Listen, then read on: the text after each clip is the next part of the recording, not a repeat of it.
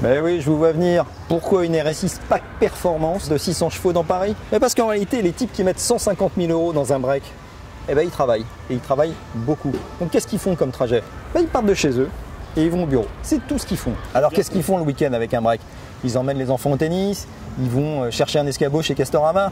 Eh ben oui, ils prennent une voiture de 600 chevaux pour faire ça. Ils vont pas sur circuit. Tout le monde l'a fait sur circuit. Eh ben pas nous. Chez JQ, on va la faire ici, dans les trottoirs du 8e.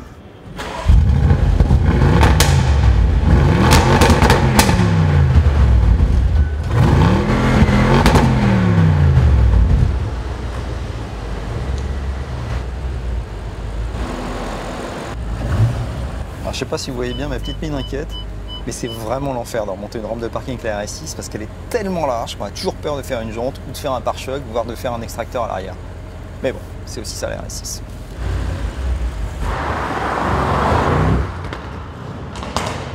Alors évidemment, comme tout le monde, on est collé dans les bouchons, c'est comme ça pareil, on ne peut rien y faire, mais c'est pas grave, on a RS6, on est cool quand même. Alors pour ceux qui confondraient éventuellement cette charmante C5, et je sais que vous êtes nombreux, avec ce RS6, je vais juste vous expliquer les 2-3 points de différenciation qu'il peut y avoir entre une très belle C5 certes, et une magnifique RS6. Alors une RS6 est assez simple à identifier parce que c'est déjà beaucoup plus large que les versions normales. Vous voyez, les ailes sont gonflées. Il y a également toute cette partie spoiler équipée d'un kit carbone ahurissant. Il y a cette calandre en nid d'abeille qui est assez connue, qui est assez célèbre et qui est là en noir verni, un peu black piano. C'est très beau en contraste avec le gris mat. Alors évidemment, je vous avoue, nous aussi, le gris mat au départ, on n'était pas très chaud, on trouvait ça un peu démodé. Mais en réalité, c'est pas du stickage comme chez les autres, c'est une peinture.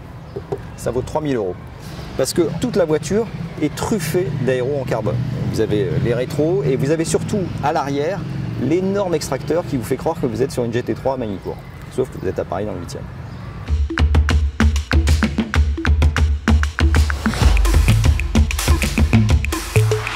Petite devinette, quel est le point commun entre cette mini cabriolet et ce petit papier vert? Eh bien ça, c'est le coup de fil que vous allez passer à votre assureur quand vous aurez craqué 150 000 € pour une RS6.